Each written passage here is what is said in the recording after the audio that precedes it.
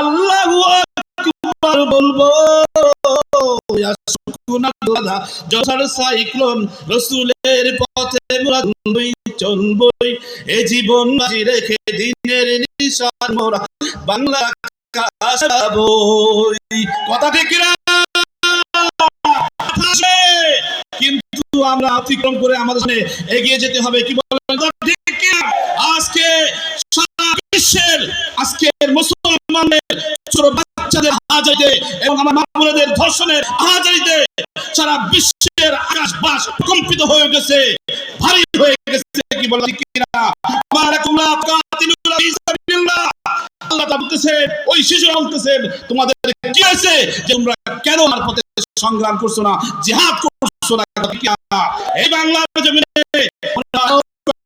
লাগতে পারে আবার আন্দোলনে, সেই আন্দোলনে তাদেরকে কোরআনের পক্ষে থেকে একদম সত্যের পক্ষে লড়াই করে এই আল্লাহর জমিনে আল্লাহর দ্বীনকে বাস্তবায়ন করার জন্য মুসলমান রাজি আছি ইনশাআল্লাহ। প্রিয় ভাইরা আমার, কোরআন বলা হতে হবে। কোরআন বলা হতে গেলে অনেক বাধা আসবে। প্রিয় ভাইরা, বলছিলাম তাহলে একজন কোরআন বলার কত সম্মান, কত ইজ্জত, কত দাম। প্রিয় ভাইরা আমার, আপনারা জানেন যে বিলাল হাফসি রাদিয়াল্লাহু তাআলা আনহু অত্যন্ত গরিব সাহাবী ছিলেন, যার একজন মানুষের গোলাম ছিলেন, উমাইয়ার গোলাম ছিলেন, কিছুই ছিল না, চেহারা ভালো না, অর্থ সম্পদের মালিক না, একজনের গোলাম ছিল। কিন্তু উনার দাম আল্লাহর কাছে কত গুণ বেড়ে গেল। কিসের কারণে? কোরআনের কারণে। কিসের কারণে ভাই? কোরআনের কারণে। একবার রাসূলুল্লাহ সাল্লাল্লাহু আলাইহি সাল্লাম সাহাবীদেরকে নিয়ে বসে আছেন মসজিদে নববীর মধ্যে। সাহাবীরা অনেক সময় আলোচনা সমালোচনা করত বিলালকে নিয়ে, যে উনার চেহারা ভালো না, উনার কণ্ঠ ভালো না, উনার কথা বলে কথা বলে, ইয়া রাসূলুল্লাহ তাকে বাদ দিয়ে মসজিদে নববীর মধ্যে মুয়াজ্জিন অন্য কাউকে দিলে ভালো হয়। প্রায় সময় এরকম নালিশ আসতেছে। তো সাহাবীরা এই বারবার নালিশ করার কারণে আল্লাহ রসুল একদিন ঈশার নামাজ পড়ে আল্লাহ সাহাবীদেরকে বলতেছে, সামনেই বলতেছে, বিলাল, আগামীকাল ফজরের নামাজের আজান তোমার দেওয়ার দরকার নেই, তুমি অমুক সাহাবী আজান দিবে। সমস্ত সাহাবীরা বাড়ি চলে যায়। বিলাল রাদিয়াল্লাহু তাআলা আনহু মসজিদে নববীর মধ্যে বসে সারা রাত কান্নাকাটি করতেছেন, সিজদায় পড়ে, আল্লাহ, তোমার পক্ষে চলার জন্য, তোমার দিনের উপরে চলার জন্য, তোমার কালিমাকে শক্ত করে ধরার জন্য, আল্লাহ, তোমার কাফের বেঈমান মুশরিকরা গরম রড গরম করে আমার জিহ্বা ফুটো করে দিয়েছে, শরীরের মধ্যে আঘাত করেছেন। আয় আল্লাহ, এই জন্য তোমার নামটা, তোমার মুহাম্মদ, তোমার হাবিবের নামটা আমি ঠিক মতো সুন্দরভাবে উচ্চারণ করতে পারি না। ইয়া আল্লাহ, আজকে এই জন্য আমার নিষেধ করা হলো, মসজিদে নববীর মধ্যে আজান দিও না। আয় আল্লাহ, আমার দুনিয়ার তোমার মানুষের আমার উপরে নারাজ হয়ে যায়, আমার অসন্তুষ্ট হয়, খুব খারাপ লাগবে না। আল্লাহ, তুমি যেন আমার উপরে নারাজ হয়ে না, অসন্তুষ্ট হয়ে না। এই বলে বিলাল কান্দে। সময় পার হয়ে গেছে, ওই সাহাবী ঠিক টাইম মতো না আজান দিয়েছেন, কিন্তু ফজরের ওয়াক্ত আর হয় না, সুবহে সাদি আর হয় না। কি হয় না? সুবহে সাদি আর হয় না। সামনে নামাজ পড়াতে যাবেন কিভাবে?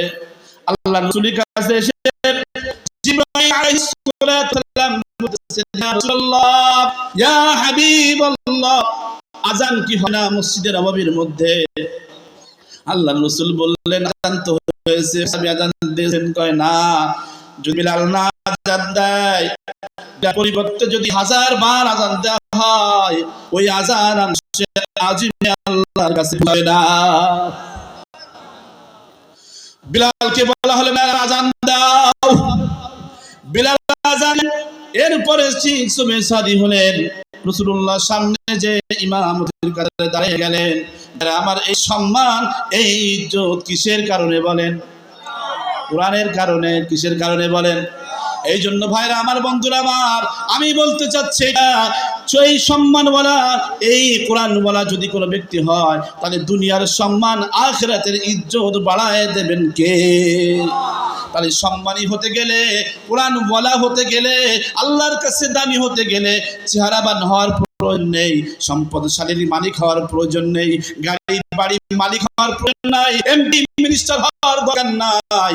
একমাত্র খৌফে খোদা কোরআন বলা যদি হতে পারি, তাহলে এই দুনিয়ার মধ্যে সব থেকে দামি মানুষ হলো এই ব্যক্তি। কথা ঠিক কিনা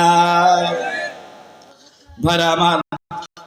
এই দুনিয়ার মধ্যে আসার পরে আমরা কেউ দুনিয়া থেকে যেতে চাই না, সবাই মনে করি দুনিয়ায় থাকবো, দুনিয়া হলো আমার সব। কথা ঠিক কিনা? কবি বলতেছেন, কাগজ কাট কর ঘুড়ি বানা কর মে ছোড় দিয়া হাওয়া মে, इधर जा उधर जा लेकिन रस्सी मेरा हाथ में। এ ভাইরা আমার, বন্ধুরা আমার, এই যে বসন্ত সময় দেখবেন ছোট ছোট ছেলে মেয়েরা কাগজ কাটা ঘুড়ি বানায়, কাগজ কেটে ঘুড়ি বানাই। কথা ঠিক কিনা?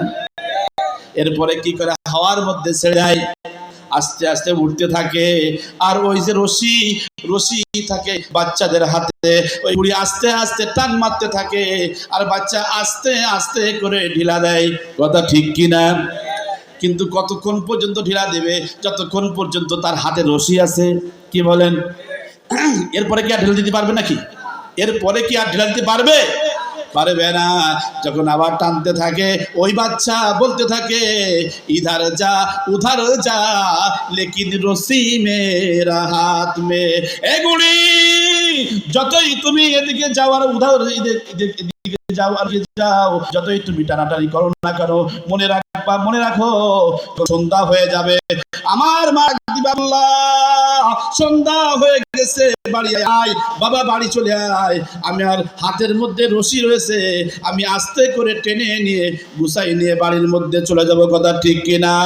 এবার আমার বন্ধুরা আমার, হায়াত আর মৌতের নামে যে রশি, এই রশি হলেন আল্লাহর কাছে কার হাতে? যখন সময় হয়ে যাবে, এক সেকেন্ড আগেও হবে না, এক সেকেন্ড পরেও হবে না। কথা ঠিক কিনা? হবে? हम सब मुसाफिर है, वही आखिर ठिकाना, कोई आगे रवाना है, कोई पीछे रवाना। আমি বহু দেখেছি যে নিজ হাতে করে দাদা তার নাতি তার পোতাকে দাফন করতেছে, বাপ তার সন্তানকে দাফন করতেছে। কি বলেন? কথা ঠিক কিনা? আসার সিরিয়াল আছে, যাওয়ার কোন সিরিয়াল আছে নাকি? এই দুনিয়া সব আমার, সব আমার, স্ত্রী আমার, ছেলে আমার, মেয়ে আমার, এই যে সম্পদ আমার, সব আমার, সব আমার। কিন্তু কবি বলতেছেন, নাকুল আবনাম নাকুল আবনাম না খার আবনাম না জানেম বাগে বানা আবনাম, নাকুল আবনাম না খার আবনাম না জানেম বাগে বানা আবনাম, किस गुलशन में बनाया हमने आसिया अबुना। কবি বলতেছেন, কোন জমিনের মধ্যে তুমি বাড়ি নির্মাণ করেছো, যেই বাড়ির আঙ্গিনায় তুমি ফুলের চারা লাগাইছো, ফুল গাছ লাগাইছো, ওই ফুলের মধ্যে ফুল ধরেছে, ওই ফুলের গাছের মধ্যে ফুলের কাঁটা আছে, কাঁটা আগে কিনা? কবি বলতেছেন, ওই জমিন তোমার না, ওই বাড়ি তোমার না, ওই বাড়ির আঙ্গিনায় যে তুমি ফুলের গাছটা লাগাইছো, ওই গাছের মধ্যে যে ছোট ছোট কাঁটা আছে, ওই কাঁটাও তোমার না, সব হলো আল্লাহ। সব কার বলেন? এই জন্য সময় যতটুকু আমরা পাবো, এই সময়টুকু কাজে লাগাতে হবে কিনা বলেন? এই সময়টুকু কাজে লাগাতে হবে কিনা বলেন? সময় চলে গেলে কি আর সময় পাওয়া যাবে নাকি বলেন? আপনাদের পাশে কি নদী আছে নাকি? এ পাশে খাল, ঘোড়া নদী, মনে ভরি নদী, ঘড়িয়ান্ডন নদী, যাই হোক একটা নদী আছে। এখন মনে করেন এই এলাকার একজন যুবক ছেলে গেছে মাছ মারতে, সকাল ধরে জাল ফেলাচ্ছে, খেপলা জাল। কি জাল? খেপলা জাল ফেলতে আছে, মাছ বাঁধে না, মাছ বাঁধে না। সকাল ধরে জাল মারতেছে, সন্ধ্যা হয়ে গেছে, মাছ বাঁধে না। এমন সময় একটা স্বর্ণের দোলা বেঁধে গেছে। কিসের দোলা? এখন বলেন, লোকটা খুশি নাকি বেজার? লোকটা খুশিতে আত্মহারা। হায় হায়, সকাল ধরে জাল মারতেছি, মাছ বাঁধে না, কিন্তু পেয়ে গেছি তো স্বর্ণের দলা। কিসের দলা? সব স্বর্ণের দলা। এখন স্বর্ণের গায়ে কাদা লেগে রয়েছে। কি লেগে রয়েছে? কাদা লেগে থাকলে কি ভালো দেখা যায়? কাদা লেগে থাকলে কি ভালো দেখা যায়? আরে মুসলমান, ওই বাচ্চাটা কি করছেন? ওই স্বর্ণের দলা নদীর মধ্যে আবার ধুতে গেছে। ভালো করে ধুতে ধুতে হঠাৎ করে হাত থেকে আবার পড়ে গেছে। এবার লোকটা খুশি নাকি বেজার? কেমন বেজার? অনেক বেজার না? লোক ছেলেটা বলতেছে, হায় হায়, সারাদিন ধরে জাল মারলাম, মাছ পেলাম না, এমন তো অবস্থায় একটা স্বর্ণের দলা পেয়ে গেলাম। কেনই ভাই আমি নদীর মধ্যে ধুতে গেলাম? আমার ধোয়ার চেয়ে না ধোয়া ভালো ছিল। কি করা ভালো ছিল? না ধোয়া ভালো ছিল। বাড়ি চলে এসেছে, মা বলতেছেন, বাবা সন্ধ্যা হয়ে গেছে, তাড়াতাড়ি গোসল করে নে, দুটো খেয়ে নে। বলতেছেন ধোয়ার চেয়ে না ধোয়া ভালো ছিল। স্ত্রী বলতেছেন, স্বামী সন্ধ্যা হয়ে গেছে, তাড়াতাড়ি গোসল করে দ্রুত দ্রুত খেয়ে নাও, তোমার মুখটা শুকাই গেছে। একটাই কথা, ধোয়ার চেয়ে না ধোয়া ভালো ছিল। আমাদের সমাজের মধ্যে যদি ভালো কথা না বলে একটা কথাই যদি বারবার বলে, ছেলে হোক আর মেয়ে হোক, আমরা বলি ভূতে ধরেছে বা জিনে ধরেছে। কি বলেন, কথা ঠিক কিনা? মা বলতেছেন, এই কি সর্বনাশ! হে আব্দুল্লাহর বাপ, তাড়াতাড়ি এদিকে এসো, তোমার ছেলের দেখো কি হয়েছে, জিনে ধরেছে, ভূতে ধরেছে। ওই উত্তর পাড়ার কবিরাজ আছে, তাড়াতাড়ি ডাকো, তাড়াতাড়ি ডাকো। কবিরাজ আসছে, আসার পরে চিকিৎসা দিল, ঝাড়ফুঁক দিল, কিছু ঔষধ দিল, টাকা দাও। ছেলের বাপ বলতেছেন, বাবা মন মেজাজ ভালো না, একটা আমার তো ছেলে অসুস্থ হয়ে গেছে, তোমার টাকা কদিন পরে লোকটা চলে গেছে। একই গ্রামে বাড়ি। বাইরে আমার বন্ধুরা, আমার ছেলেরা একই করবে, রোগ ভালো হয় না। একটা কথাই বলে, ধোয়ার সে না ধোয়া ভালো ছিল, ধোয়ার সে না ধোয়া ভালো ছিল। বাপটা ছেলের হাত ধরে ঘরের মধ্যে নিয়ে যে বলতেছেন, বাবা কেন তুই একটা কথাই বারবার বলতেছিস, একটু খুলে বল দিনি। ছেলে বলতেছে, আব্বা সকালকে সন্ধ্যা পর্যন্ত জাল মারলাম, এক মাছও পাইনি। এমন সময় আমার হাতের মধ্যে, জালের মধ্যে একটা স্বর্ণের দলা বেঁধে গিয়েছিল, আর আমি ওই দলাটা ধুতে যে আমার হাতের মধ্যে থেকে পড়ে গিয়েছে। বাপ বলতেছেন, সুগা তুই আমার এ কি শুনালি?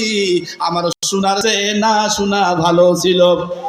আগে ছিল পাগল একজন, এখন হলো কয়জন? ছেলে বলতেছে, ধোয়ার সে না ধোয়া ভালো ছিল, আর বাপ বলতেছে, শোনার সে না শোনা ভালো ছিল। এমন তো অবস্থায় ওই যে দক্ষিণ পাড়ার কবিরাজ চলে আসতেছে টাকার জন্য। ভাই টাকা দাও। ওই আব্দুল্লাহর বাপ ঘর থেকে একটা গাছি দা, একটা এখন দা বের করে নিয়ে বলছে, এ কবিরাজ কি ওষুধ দিয়েছিস, ছেলে ভালো হয়নি, আবার টাকা নিতে আসছি, দাঁড়া আজকে তোরে দেব। কবিরাজ বলতেছে, আমার বাকি দুয়ার সে না দুয়া ভালো ছিল। আরে আমার বন্ধুরা, আমার এই বলার উদ্দেশ্য হলো একটাই, যে সময়টা চলে যাবে, এই সময়টা আর কোনো দিন পাওয়া যাবে না।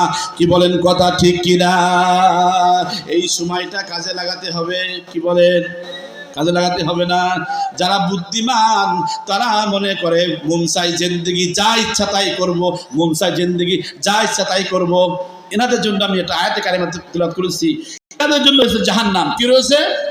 জাহান্নাম। জাহান্নাম কত ভয়ঙ্কর জায়গা, কত খারাপ জায়গা। সূরা আল মুলক এর মধ্যে আল্লাহ তাআলা বর্ণনা করেছেন। আল্লাহু আকবার। জাহান্নামের যখন ফয়সালা হবে, এই সমস্ত জাহান্নামী বান্দাদের যখন জাহান্নামের ফয়সালা হবে, কত জুম্মায় আমার মসজিদে এই জাহান্নাম সম্পর্কে আলোচনা করি। যারা নামাজ পড়বে না, রমজানের হক আদায় করে যারা রোজা রাখবে না, তাদের জন্য আল্লাহ তাআলা কেমন জাহান্নাম নিযুক্ত করে রেখে দিয়েছেন। ভাইরা আমার, বাবাজিরা আমার, জাহান্নামের জন্য ফয়সালা হয়ে যাবেন। ওই জাহান্নামী বান্দা তখন তার হাতের মধ্যে বেড়ি, পায়ের মধ্যে বেড়ি লাগাই দেওয়া হবে। আর জাহান্নামের ওই যে ফেরেশতারা, পরিচালকগুলা হাতের মধ্যে পায়ের মধ্যে বেড়ি দিয়ে টানাটানি শুরু করবে। আর জাহান্নামের যে গর্জন, কঠিন আওয়াজ তার দিলের মধ্যে ধাক্কা মারতে থাকবে। কি মারতে থাকবে? ধাক্কা মারতে থাকবে। এমন ভাবে ধাক্কা মারতে থাকবে, তার কলিজাটা তার মুখের মধ্যে চলে আসবে। আমার ভাইরা, জাহান্নামে যেতে চাইবে না, শেষরায় নিতে থাকবেন, পিছন থেকে ধাক্কা মারতে থাকবেন। তাকা দুতা মাইয়াসু মিনাল গায়স, কুল্লামা উলকিয়া ফিহা ফাওজুন সাআলাহুম খাদানাতুহা আলাম ইয়াতিকুম নাযীর ক্বালু বালা قد جاءنا نذير فكذبنا وقلنا ما نزل الله من شيء إن أنتم إلا في ضلال كبير বাইরে মুজরিমান জাহান্নামের পরিচালক দারোয়ানরা জিজ্ঞাসা করবেন, হে বান্দা, হে বান্দি, কেন জাহান্নামে আসলি? এইটা তো বড় খারাপ জায়গা, কেন তুমি জাহান্নামে আসলা? জাহান্নামের কেন আসলা? দুনিয়ার ভিতরে কি তোমরা কোরআনের কথা শোনো নাই? হাদিসের কথা কি বিশ্বাস করো নাই? আলেমদের বয়ান কি তোমরা শোনো নাই? আলেমদের দাওয়াত কি তোমরা পাও নাই? কেন তোমরা জাহান্নামে আসলে? এত বড় খারাপ জায়গা কি জায়গা? তখন জাহান্নামী বান্দা বলতে থাকবেন, ওয়াকালু লাউ কুন্না নাসমাউ আও নাকিলু মা কুন্না ফি আসহাবিস সাঈর। তখন জাহান্নামী বান্দারা বলতে থাকবেন, হ্যাঁ, এটা তো বড় খারাপ জায়গা। দুনিয়ার ভিতরে আমরা কোরআনের কথা শুনেছি, হাদিসের কথা শুনেছি, আমরা আলেমদের কথা শুনেছি, কিন্তু বলেছি এগুলো আমাদের দরকার নেই কি নেই? সেদিন আমরা শুনি নাই। আজকে যদি আমরা কোরআনের কথা শুনতাম, হাদিসের কথা বিশ্বাস করতাম, আলেমদের কথা যদি শুনতাম, তাহলে এই জাহান্নামের কঠিন শাস্তি আমাদেরকে পেতে হতো না, আমরা জাহান্নামের আগুন থেকে মুক্তি লাভ করতাম। কথা ঠিক কিনা? আপনারা বলেন, ওই দিন যতই আফসোস করা হোক না কেন, ওই আফসোস করে কি কোনো লাভ হবে না? কি বলেন? কোনো লাভ হবে না। এই জন্য আল্লাহ রাব্বুল আলামিন কোরআনের মধ্যে 4টা সাক্ষী নিযুক্ত করে দিয়েছেন। আমার ভাষায় আমি বলে থাকি সিসি ক্যামেরা। কি ক্যামেরা? CC camera. ওয়া ইন্না আলাইকুম লাহাফিজিন। আমি বলে থাকি আল্লাহ রাব্বুল আলামিন বলতেছেন, হে বান্দা, হে বান্দি, দুনিয়ার মধ্যে তোমরা ঠিক যেইভাবে বিচারণ করে রয়েছো, তোমাদের পাশে অগণিত ফেরেশতা আমি আল্লাহ রাব্বুল আলামিন বিচারণ করে রেখে দিয়েছি। কথা ঠিক কিনা? কিরামান কাতিবিন ইয়ালামুনা মা তাফআলুন। বাইরে আমার দুই কাঁধে 2টা ফেরেশতা, যেই বান্দা যেই বান্দি যেখানেই বসে যা কিছু করতেছে, ওই 2টা কিরামান কাতিবিন সব লিখতেছে। কথা ঠিক কিনা? আপনার যদি স্বপ্ন হয় কোরআন, আপনার যদি জীবন হয় কোরআন, তাও লিখতেছে কিনা? বলেন ঠিক কিনা? আমার একটা স্বপ্ন পূরণ করো ও গো দয়াময়, তোমার পথে চলতে গিয়ে মরণ যেন হয়। আমার একটা স্বপ্ন পূরণ করো ও গো দয়াময়, তোমার পথে চলতে গিয়ে মরণ যেন হয়। আমি অটল যেন থাকতে পারি আল কোরআনের সাথে, ধৈর্য নিয়ে ডাকতে পারি দিন কায়েমের পথে। আমি অটল যেন থাকতে পারি আল কোরআনের সাথে, ধৈর্য নিয়ে ডাকতে পারি দিন কায়েমের পথে। আমার ধৈর্য দিও, সাহস দিও, আমার ধৈর্য দিও, সাহস দিও ও গো দয়াময়, তোমার পথে চলতে গিয়ে মরণ যেন হয়। সকলেই বলি আমিন। এই কোরআনের পক্ষে যদি আমরা চলি, তাহলে লিখে রাখছি কে বলেন?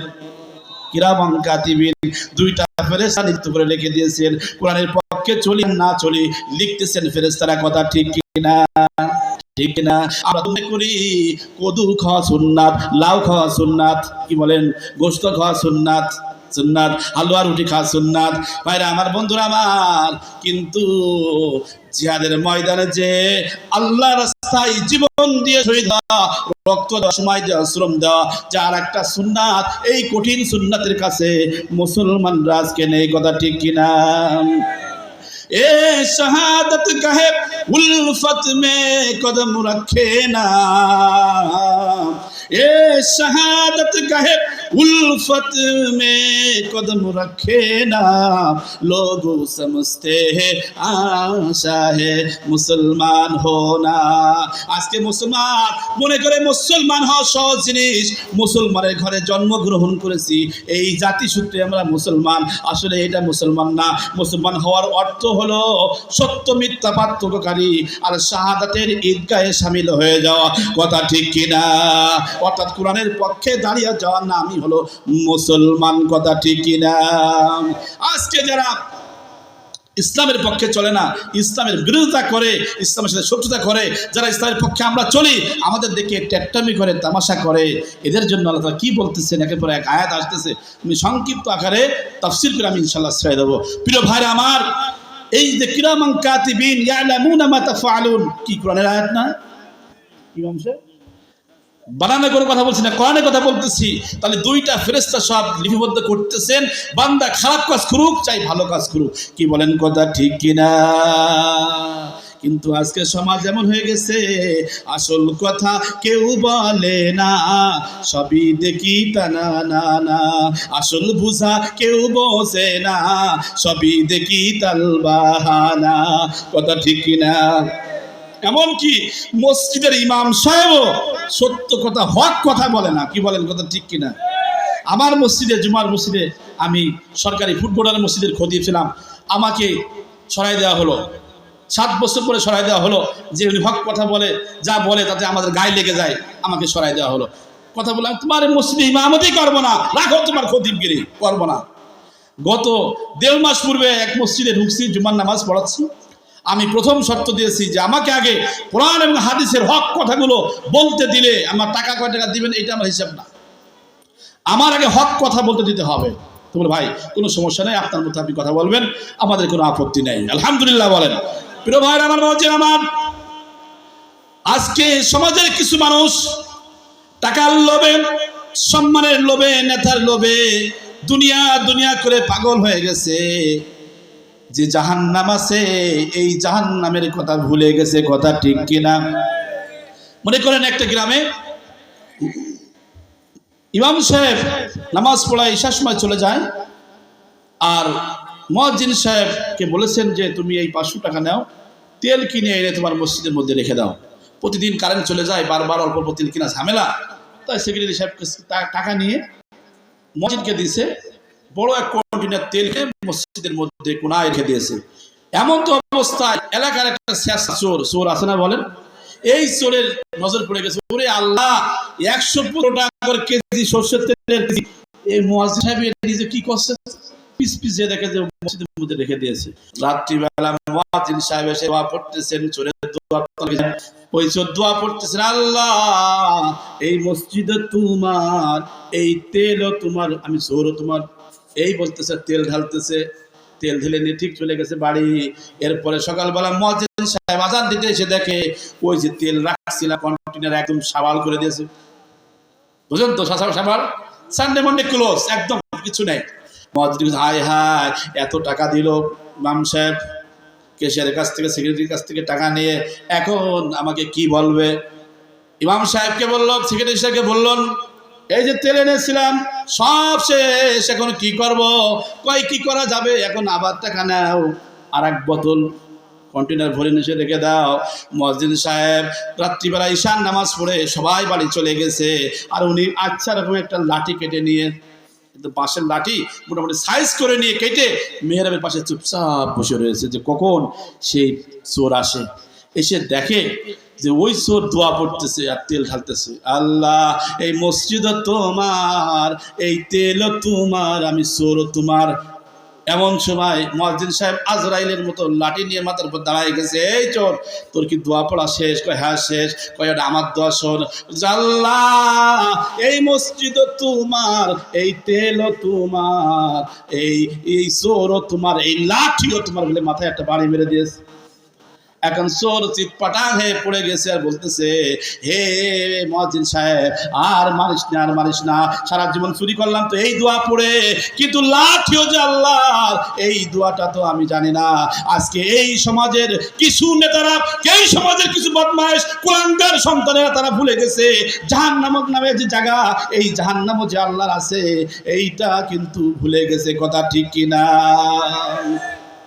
बातिल से दबने वाले आया समान ही हम, बातिल से दबने वाले आया समान ही हम, सो बर चुका है तो इम्तिहा हमारा। বাতিলের সামনে মুসলমান মাথা নত করতে পারে না। কি বলেন? কথা ঠিক না? প্রিয় ভাইরা আমার, বন্ধুরা আমার, আমাদের কোরআনের পক্ষে থাকতে হবে। কোরআনের পক্ষে থাকলে দুনিয়াতে এবং আখিরাতে সম্মান বাড়ায় দেবেন কে? জোরে বলেন কে? প্রিয় ভাইরা আমার, এই দুনিয়া ছেড়ে ইচ্ছা থাক আর না থাক, দুনিয়া ছেড়ে কিন্তু আমাদেরকে যাওয়াই লাগবে, যাওয়াই লাগবে। কি বলেন? কথা ঠিক কিনা? একটু চিন্তা করে দেখেন, আপনি বালিশে মাথা দিয়ে যে আমার মৃত্যু হয়ে গেল, মৃত্যু হয়ে যাওয়ার সাথে সাথে কি হবে? আমার জন্য মানুষ ওই বড়ই গাছের কাছে চলে যাবে, বড়ই পাতা আনতে চলে যাবে, কিছু মানুষ চলে যাবে পানি গরম করার জন্য, কিছু মানুষ চলে যাবে এই যশোর শহরে কাপড়ের কাপড় আনার জন্য। কথা ঠিক কিনা? কিছু মানুষ চলে যাবে ওই কবরস্থানে বাঁশতলায় কবর খোলার জন্য, কিছু মানুষ চলে যাবে বাঁশ কেটে রেলিং বানানোর জন্য। কি বলেন? কথা ঠিক কিনা? কোনো মানুষ আর কি রাখবে নাকি দুনিয়ার পরে? গোসল দিল, এরপরে কাফনের কাপড় যখন প্যাকেট করলো, হাতের মধ্যে বাঁধন, মানে মাথার মধ্যে বাঁধন, পায়ের মধ্যে বাঁধন, মাথার উপরে যখন বাঁধন হয়ে গেল, বলেন আপনার আমার আর কি দাম আছে? জোরে বলেন, আছে নাকি? সাথে কেউ যাবে নাকি? সবাই সাথে করে নিয়ে যে ওই কবরের মধ্যে ঢুকায় দেবে। কি বলেন? কথা ঠিক কিনা? কাফন আমার আপন, কবর আমার ঘাটি, ওই কবরে যেতে হবে, থাকবে না কেউ সাথী। সাথী থাকবে নাকি বলেন? 40 বছর 50 বছর সংসার করলাম স্ত্রীর সাথে, মৃত্যুবরণ করার সাথে সাথে একটা রাত যদি বলা হয় তোমার স্বামীর সাথে 50 বছর সংসার করেছো, এখন তুমি, তোমার স্বামী মারা গেছে, এই ঘরে কেউ থাকবে না, তোমার স্বামীকে তুমি পাহারা দাও, ও কি বলবে? স্ত্রী পাহারা দেবে নাকি? করবে না। আমার না জানি আমার স্বামী আবার আমাকে জড়ায় ধরে নাকি, আবার ভূত হয়ে জড়ায় ধরে নাকি। কথা ঠিক কিনা? ভয়তে ওই ঘরের মধ্যে থাকবে না। এই জন্য কাফন আমার আপন, কবর আমার ঘাটি, ওই কবরে যেতে হবে, থাকবে না কেউ সাথী। মুনকার নাকির আসিবে, সুয়াল জবাব করিবে, না পারিলে সুয়ালের জবাব, শুরু হবে কবরের আযাব। মুনকার নাকির আসিবে, সুয়াল জবাব করিবে, না পারিলে সুয়ালের জবাব, শুরু হবে কবরের আযাব। আমল নামায় সেদিন তোমার না থাকিলে নেকি, ওই কবরে যেতে হবে, থাকবে না কেউ সাথী। কথা ঠিক কিনা? জোরে বলেন মুসলমান, ঠিক কিনা?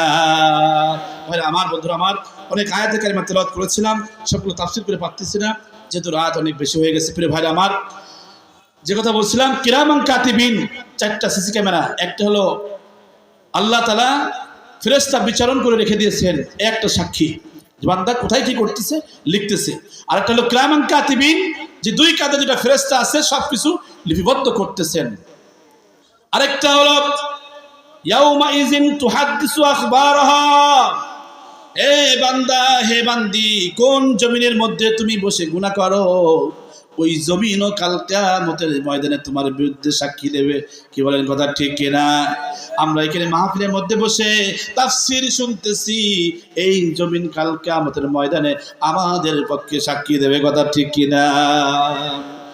কাল কিয়ামতের ময়দানে মা বিহাদাল কিতাব লা ইগাদিরু সাগীরাতান ওয়ালা কাবীরাতান ইল্লা আহসাহা, সামনে আমলনামা খুলে দেওয়া হবে, বান্দা তুমি কি কি করেছো সব দেখো আর পড়ো, দেখো আর পড়ো। ওই দিন বান্দা আমল নামা দেখে পড়ে বলো আশ্চর্য হয়ে যাবে, হায় হায় ছোট্ট একটা কাজ এর মধ্যে বাকি নেই, ছোট্ট একটা গুনাহ করেছি, ছোট্ট একটা আমল করেছি, তাও বাদ পড়িনি, তাও কি হয়নি, বাদ পড়িনি। তখন কি হবে? এই লম্বা চওড়া তাফসীর। যারা বেঈমান দুনিয়া ছিল, কাফের বেঈমান মুশরিক ছিল, ইসলামের পক্ষে যারা চলেছে তাদেরকে যারা বাধা দিয়েছিল, ওই সময় আল্লাহর সামনে এসে বলবে, আল্লাহ জান্নাতটা দেখিয়ে দাও, আমি একটু জান্নাতে যেতে চাই। আল্লাহ বলে, বান্দা জান্নাতে যেতে চাও? হ্যাঁ। আল্লাহ বলবে, বান্দা তাহলে আমার দিন আমার জমিনে বাস্তবায়ন হোক, এটা কি তুমি চেয়েছিলা? বলবে, হ্যাঁ আল্লাহ অবশ্যই চেয়েছিলাম। তাই নাকি? হ্যাঁ। তাহলে তুমি একটা সিজদা দে, কি দে? একটা সিজদা দাও। যখন সিজদা দিতে যাবে, মাথার চুল থেকে শুরু করে পায়ের নখ পর্যন্ত একটা শক্ত কাঠ হয়ে যাবে। কি হবে? শক্ত কাঠ হয়ে যাবে, সিজদা দিতে পারবে না। আল্লাহ বলবে, বান্দা তাহলে মনে হয় তুই আমার সাথে শত্রুতা করেছিস, নামাজ মনে হয় পড়িসনি, রোজা মনে হয় রাখিসনি, রোজা ফরজ।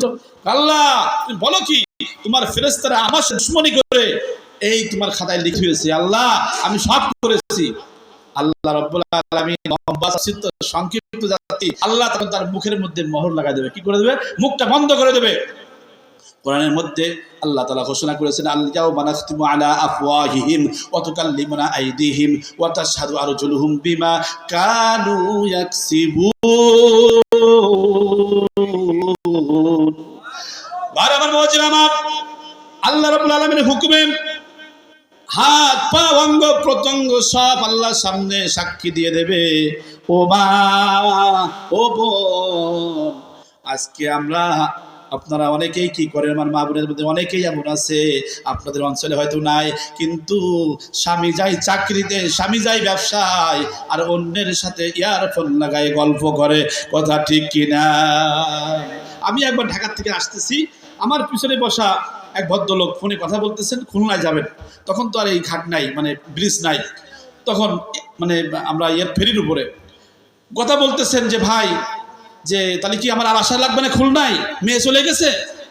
তখন তো বলছে না আশা লাগবে না, আমি তো ফেরি পার হচ্ছি। তা বলতেছে পার হয়ে তুমি আবার ব্যাক চলে যাও ঢাকায়, তোমার ব্যস্ত মানুষ, তোমার আর আশা লাগবে না। এই কাহিনী। কি কাহিনী? বললো হুজুর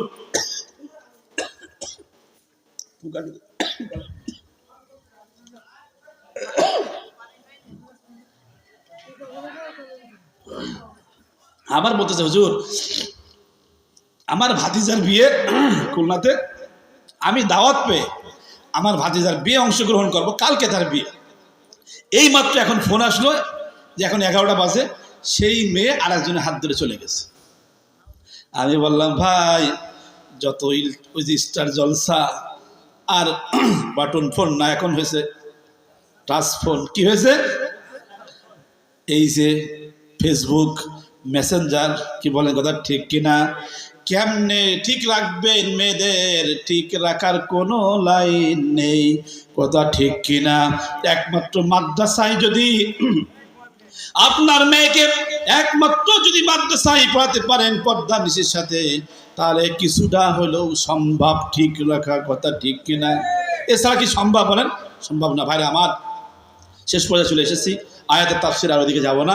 ভাই আমার, আজকে আমরা আখিরি মুনাজাত করব, এমনভাবে দোয়া করব যেন আল্লাহ তাআলা দোয়া কবুল করেন। কি বলেন কথা ঠিক কিনা? সামনে মাহে রমজান, আজকে অত্যন্ত গুরুত্বপূর্ণ ফজিলতপূর্ণ আজকের রাত। প্রিয় ভাইরা আমার,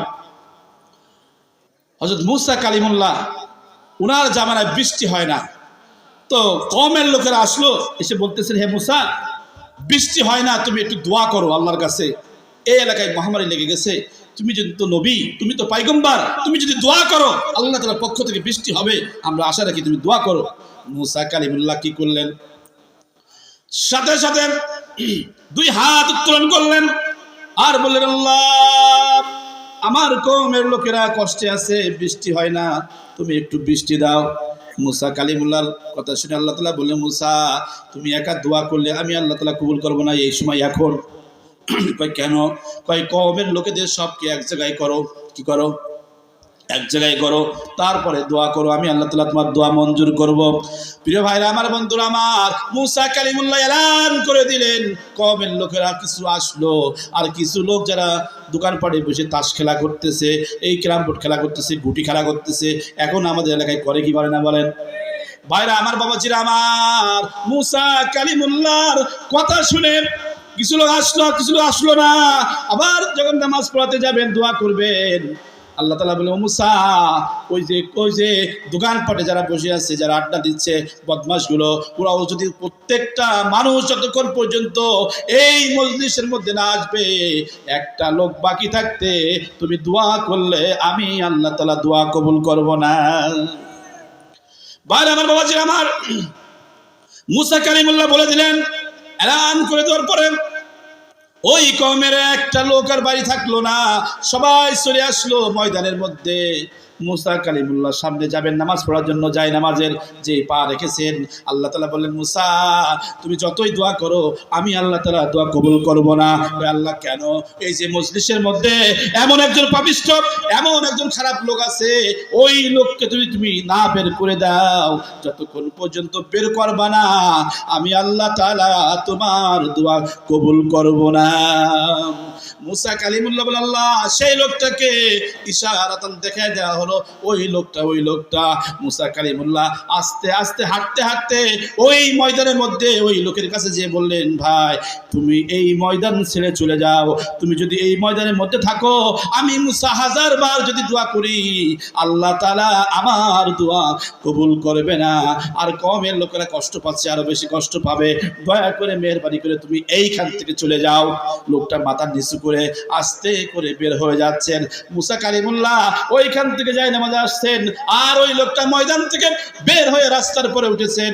মুসা কালিমুল্লাহ যেই নামাজের উপরে পা রাখলেন, আল্লাহ তাআলা বলে, মুসা, তুমি নামাজ পড়াবা না, দোয়াও করো না, কারণ আমি আল্লাহ তাআলা তোমার দোয়া কবুল করব না।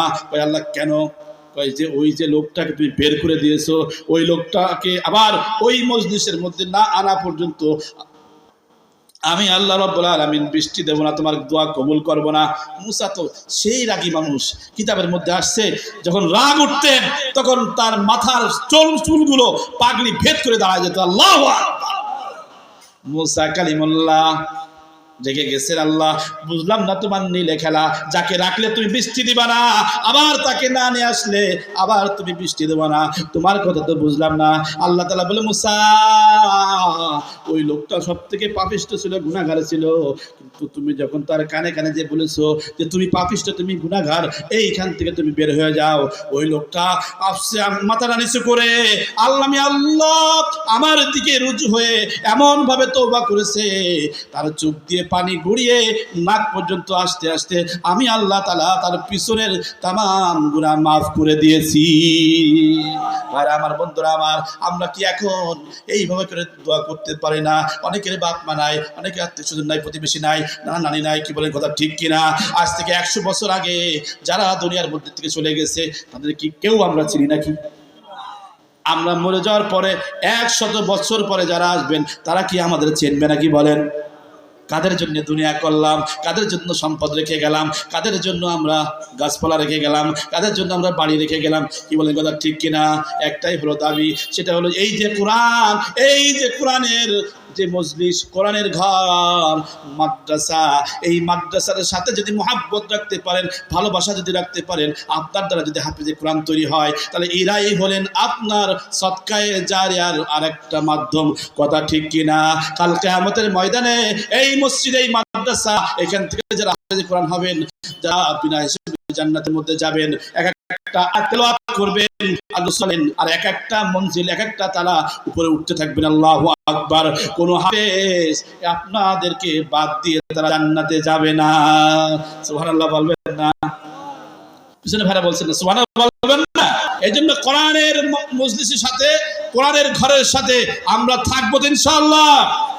ইনশাআল্লাহ আল্লাহ তাআলা আমাদের সবাইকে তৌফিক দান করুন। দোয়া করুন।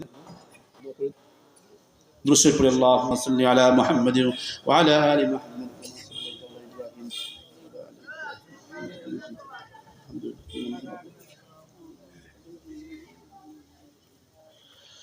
بسم الله الرحمن الرحيم اللهم صل على محمد وعلى آل محمد كما صليت على إبراهيم وعلى آل إبراهيم إنك حميد مجيد اللهم بارك على محمد وعلى آل محمد كما باركت على إبراهيم وعلى آل إبراهيم إنك حميد مجيد أستغفر الله من كل ذنب وأتوب إليه لا حول ولا قوة إلا بالله العلي العظيم দুয়ার পূর্বে একটা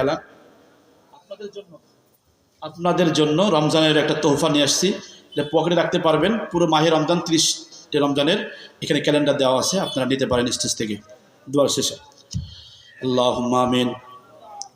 قال ربنا ظلمنا أنفسنا وإن لم تغفر لنا وترحمنا لنكونن من الخاسرين اللهم أنت السلام ومنك السلام تباركت يا ذا الجلال والإكرام أي الله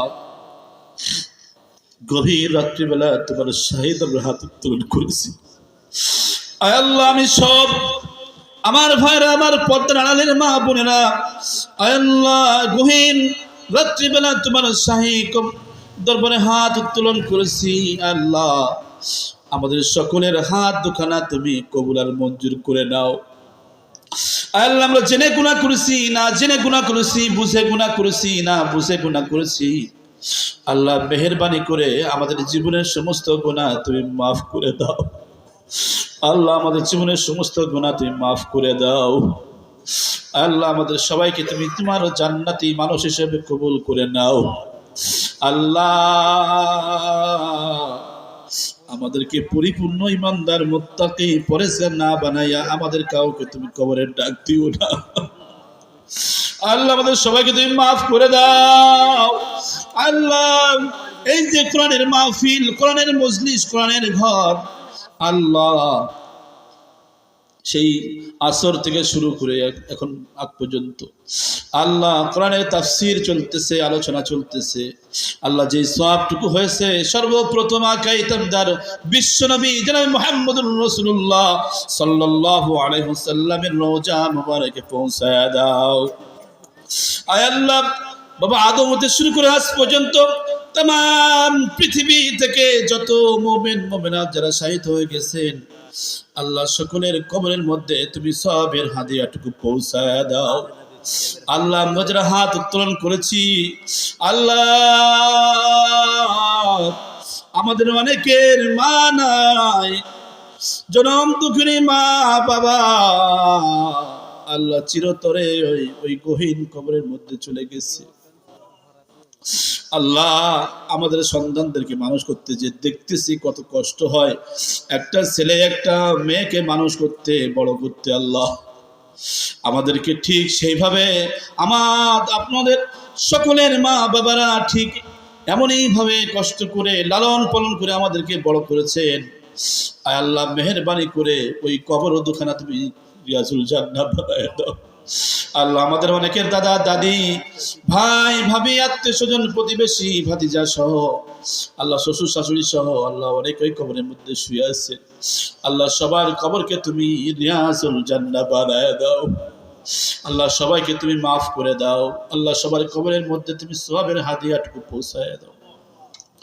আল্লাহ, আমার ডানে বসা আমার ভাইজান, আল্লাহ আমার ভাইয়ের বাবা এই মাদ্রাসার প্রতিষ্ঠাতা, উনি প্রতিষ্ঠাতা, আল্লাহ ওনার বাবার জন্য দোয়া চেয়েছেন।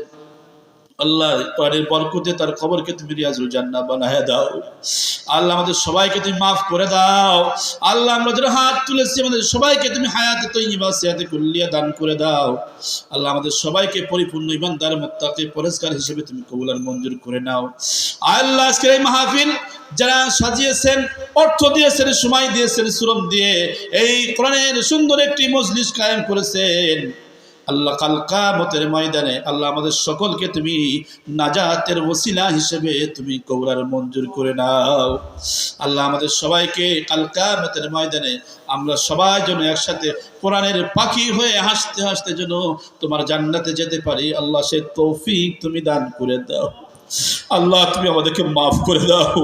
আল্লাহ, তুমি আমাদেরকে মাফ করে দাও। আল্লাহ, আমাদের পিতা মাতাকে মাফ করে দাও। আল্লাহ, আমাদের স্ত্রী সন্তানদেরকে মাফ করে দাও। আল্লাহ, আমাদেরকে মাফ না করে দিন আল্লাহ। আর কোন মাবুদ নাই যার কাছে যে আমরা চাইবো, বলবো আল্লাহ মেহেরবানি করে তুমি আমাদের জীবনে সব গুনাহ মাফ করে দাও। আয় আল্লাহ, আমার মা বোনেরা যারা এসে বয়ান শুনেছেন আল্লাহ সবাইকে তুমি মাফ করে দাও। আল্লাহ কারোর বাড়ি যদি অশান্তি থাকে, কোনো মা বোনেদের মনের ভিতরে সংসারের মধ্যে যদি অশান্তি থাকে তুমি শান্তি দিয়ে ভরে দাও। আল্লাহর মাহে রমজান, এই রমজান বরকতময়, আল্লাহ রহমতময়। আল্লাহ তুমি বলেছো কল্যাণকর বলেই আল্লাহ আমাদের জন্য তুমি এই রমজান নাজিল করেছো। আল্লাহ এই রহমত বরকত দিয়ে আমাদের সকলের পরিবারকে তুমি ভরে দাও। ربنا تقبل منا إنك أنت السميع العليم وتب علينا إنك أنت التواب الرحيم رب ارحمهما كما ربياني صغيرا رب ارحمهما كما ربياني صغيرا اللهم أجرني من النار اللهم أجرني من النار اللهم اهدنا فيمن هديت وعافنا فيمن عافيت وتولنا فيمن توليت وبارك لنا فيما أعطيت وقنا شر ما قضيت إنك تقضي ولا يقضى عليك وإنه لا يذل من واليت ولا يعز من عاديت تباركت ربنا وتعاليت نستغفرك ونتوب إليك صلى الله على النبي الكريم اللهم صل على المؤمنين والمؤمنات والمسلمين والمسلمات سبحان ربك رب العزة عما يصفون وسلام على المرسلين والحمد لله رب العالمين السلام عليكم